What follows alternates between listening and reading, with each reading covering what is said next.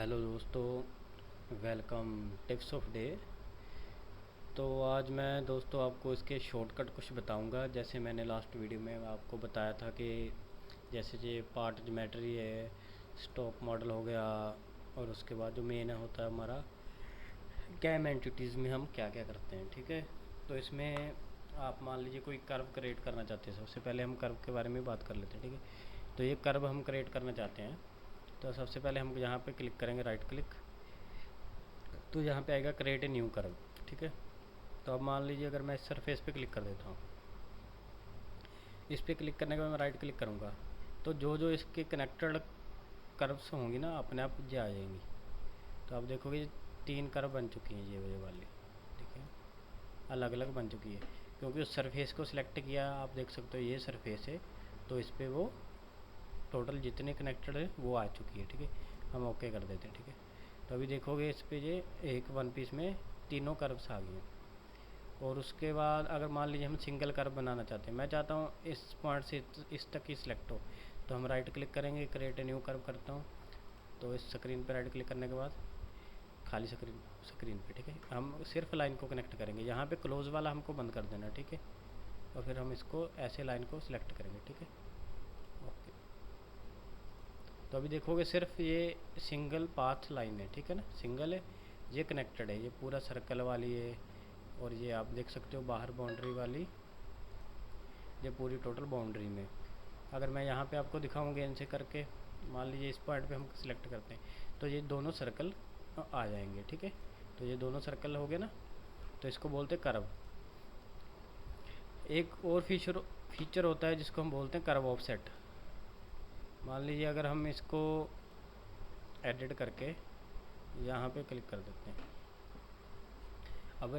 अब इसको ऑफसेट करना है हमें। ठीक है, एक्स वाई में हम करेंगे और यहाँ पे हम ऑफसेट डाल देंगे, मान लीजिए 2 mm का। तो हम प्रीव्यू करके देख सकते हैं।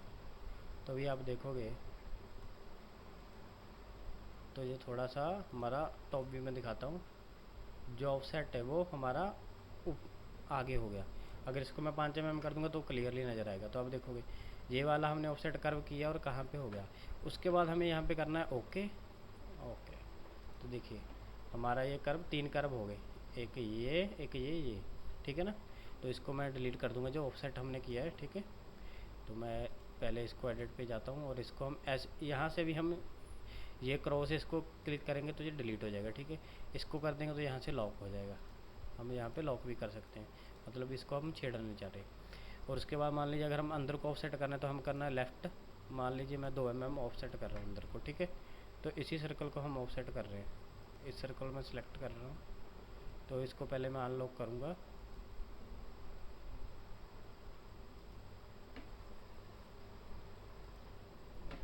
अभी मैं इसको प्रीव्यू करता हूँ, तो आप देख सकते हो जब अंदर हुआ ना तो ये रेड में चेंज हो गया। तो वैलिड प्रीव्यू कर देंगे और ओके कर देंगे। ठीक है, तो अभी आप देखोगे हमारा टॉप में इस पॉइंट पे आप देख सकते ये वाली हमारी कर्व बन चुकी है। ठीक है, तो ये कर्व ऑफसेट है, आप इसको कम ज़्यादा कर सकते हैं यहाँ से। ठीक है,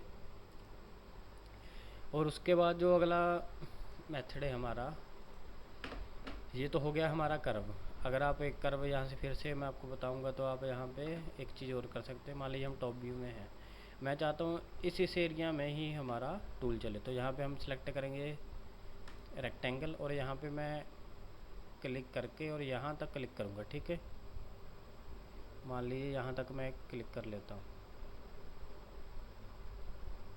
और यहाँ पे क्लिक करने के बाद मैं इसको यहाँ तक कर लूँगा। ठीक है, ओके। अब ये मेरा टूल सिर्फ इसी पॉइंट पे ही चलेगा, इसके अंदर अंदर कैसे चलेगा। मान लीजिए मैं इसको सिलेक्ट कर रहा हूँ। ठीक है, इसको सिलेक्ट किया, कोई भी टूल पाथ दे देता हूँ। तो मैं विंडो नहीं सिलेक्ट करूँगा, तो मैं व्यू सिलेक्ट करूँगा। व्यू कौन सा है मेरा,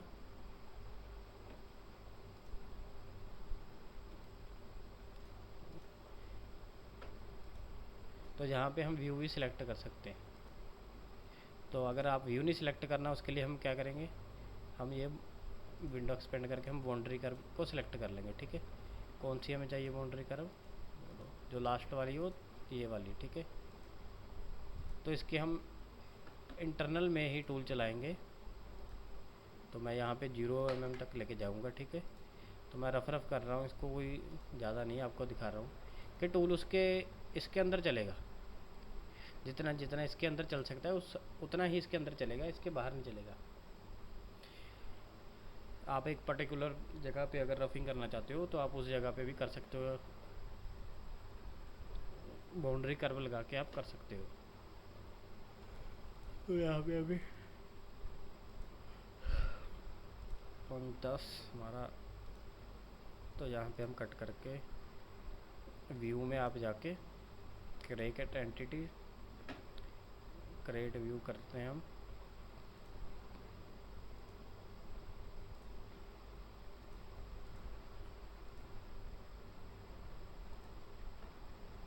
तो यहाँ पे मैं एक व्यू क्रिएट करता हूँ, ठीक है। मान लीजिए मैं इसके अंदर अंदर चलाना चाह रहा हूँ, ठीक है। अभी मेरा टूल सिर्फ इसके अंदर ही चलेगा।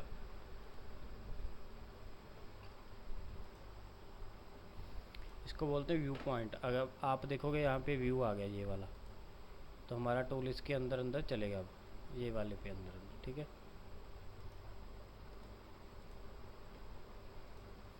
तो अभी इस पे एक एरर आ रहा है, तो यहाँ पे मैं एंड मिल कर देता हूँ फ्लैट, ठीक है। और स्टॉक मार्जिन में चेंज कर देता हूँ, ओके। तो चलिए अब क्रिएट करके देखते हैं इसको। अगर नहीं होगा तो फिर हम इसके बाद इसको थोड़ा बड़ा करेंगे और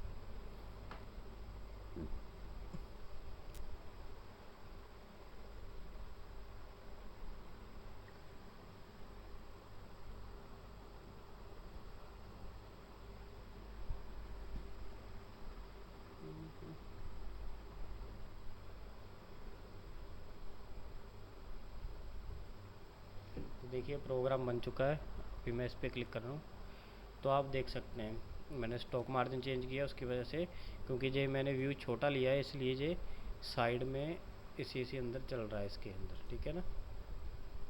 तो आप देख सकते हो ये इसके बाहर नहीं गया, जो हमने व्यू सिलेक्ट किया था उसके बिल्कुल अंदर अंदर चल रहा है। तो आप यहाँ से व्यू भी क्रिएट कर सकते हो, ठीक है। तो चलिए इसको मैं हटा देता हूँ, और इसको भी आप यहाँ से डायरेक्ट व्यू भी क्रिएट कर सकते हो। और यहाँ से आप जाके मान लीजिए आप यहाँ पे मैं क्लिक कर रहा हूँ, हम इस पॉइंट पे ही करना चाहते हैं, और यहाँ से ये व्यू सिलेक्ट हो गया। और आप यहाँ पे जाके हम जब व्यू सिलेक्ट करेंगे तो हम ये वाला सिलेक्ट कर लेंगे, तो अब हमारा ये व्यू सिलेक्ट हो चुका है, ओके। तो अभी इसको मैं कैंसिल कर देता हूँ।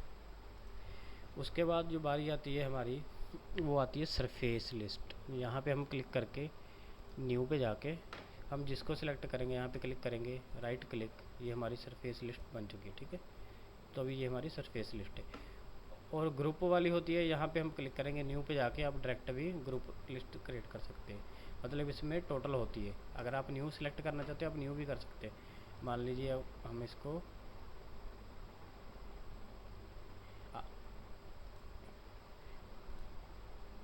जो जो आप सरफेस सिलेक्ट करते जाओगे वो हमारी लिस्ट में ऐड हो जाएगा। अभी इस पे हम ऐड कर रहे हैं, वैलिड है ये, मान लीजिए ये कर आगे आगे मैं और इसको ऐड कर रहा हूँ, तो अभी ये ग्रुप वाली ये होगी हमारी, ठीक है। अगर इसी को हम एडिट करेंगे तो हमारी ये सरफेस एडिट ऐड है। मान लीजिए हम ये ऐड कर रहे हैं, न्यू सरफेस ऐड कर ली, ठीक है।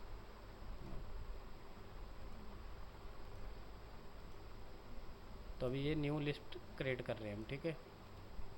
तो अभी देखो इसमें अब दो चीज़ें डिफरेंस है, ये सरफेस लिस्ट में जा रही है पर ग्रुप में इस एक है, ठीक है। अब अगर आप लिस्ट में देखोगे ना तो आप देखो ग्रुप वाला क्लिक कर रहा हूँ तो एक आ रही है, ठीक है। और लिस्ट में ये अलग अलग आ रही है, देखिए ये वाली अलग लिस्ट है, ठीक है। और इस पॉइंट पे अलग है और इस पे अलग है, ठीक है। ये हो रही है ग्रुप करने के लिए, मतलब जो सारी लिस्ट है उसको ग्रुप करेगा, ठीक है। अगर यहाँ पे मान ली क्लिक कर रहा हूँ मैं, सॉरी कर वाला है, अब न्यू ग्रुप करनी है तो हम इसको सिलेक्ट करेंगे, न्यू सरफेस लिस्ट आ रही है, ठीक है। अभी मैं न्यू सरफेस लिस्ट करके इसको भी ऐड करूँगा, अब 2 हो गई। फिर से मैं क्लिक करके न्यू सरफेस लिस्ट करूँगा तो मैं इसको ऐड करूँगा, ठीक है। अब 3 हो गई। तो आप ऐसे इसको सरफेस को क्रिएट कर सकते हैं, पर लिस्ट आपकी सरफेस में इसमें आप यहाँ पे चेक कर सकते हो आप कौन कौन सी एंटिटीज़ यूज़ कर रहे हो, ठीक है। तो जो ये वाला पॉइंट के बाद आपको मैं बता देता हूँ, उसके बाद कर्व भी हो चुका है। अभी ये पॉइंट व्यू में मैंने आपको व्यू पॉइंट बता दिया, ठीक है। पॉइंट क्रिएट होता है जहाँ पे आपने होल मारना हो, ड्रिल होल लगाने हो। उसके लिए आपको क्या करना है, मान लीजिए यहाँ पे हैं, अभी हम कीबोर्ड स्क्रीन पे राइट क्लिक करेंगे और यहाँ पे हम सी सेलेक्ट करेंगे, सी करेंगे सेंटर। कीबोर्ड पे एक बार सी प्रेस कर दें तो हमने ये पॉइंट दे दिया। मान लीजिए अब यहाँ पे भी हमें सी चाहिए, यहाँ सेंटर पॉइंट आ गया, ठीक है। जिस पॉइंट पे मान लीजिए हम इस एज इस जगह पे भी ड्रिल चलाना चाहते हैं तो हम ई करेंगे, यहाँ पे एंड पॉइंट आ जाएगा। तो जो पॉइंट्स होते हैं वो होते हैं ड्रिलिंग के लिए, आपको यहाँ पे ऐड हो जाएंगे और आपको ओके करना है। वो पॉइंट आपको दिख रहे हैं जो ये स्टार बने हुए हैं, यही पॉइंट है। और यहाँ से हम ड्रिलिंग साइकिल इसको सेलेक्ट करके कर सकते हैं। ये सिमुलेशन के लिए होता है। और उसके बाद एक चीज़ मैं आपको और बताता हूँ। मान लीजिए अगर आप न्यू यूसीएस सेट करना चाहते हैं, कोऑर्डिनेट सिस्टम, तो हम यहाँ से भी सेट कर सकते हैं न्यू।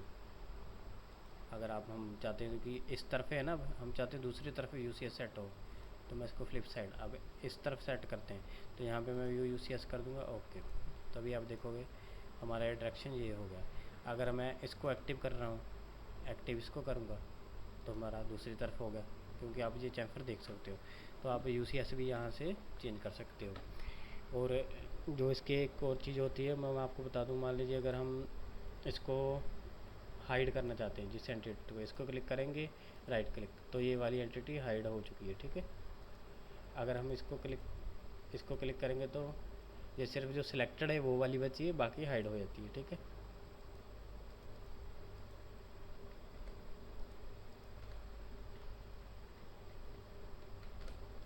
आप यहाँ से सारी एंटिटी को हाइड भी कर सकते हो। सिर्फ ये आपको अगर कुछ अनइवन सिर्फ नीड चाहिए तो आप यहाँ से हाइड कर सकते हो, ठीक है।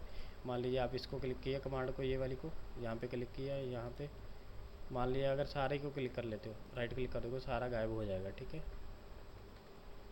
जब इसको आप दोबारा करोगे तो आपका सॉलिड पार्ट फिर से शो होने लग जाएगा। तो इस यहाँ से आप कलर चेंज कर सकते हो, ज्योमेट्री में जाके राइट क्लिक करके, और यहाँ से आप इसका कोई भी कलर रख सकते हो, ठीक है।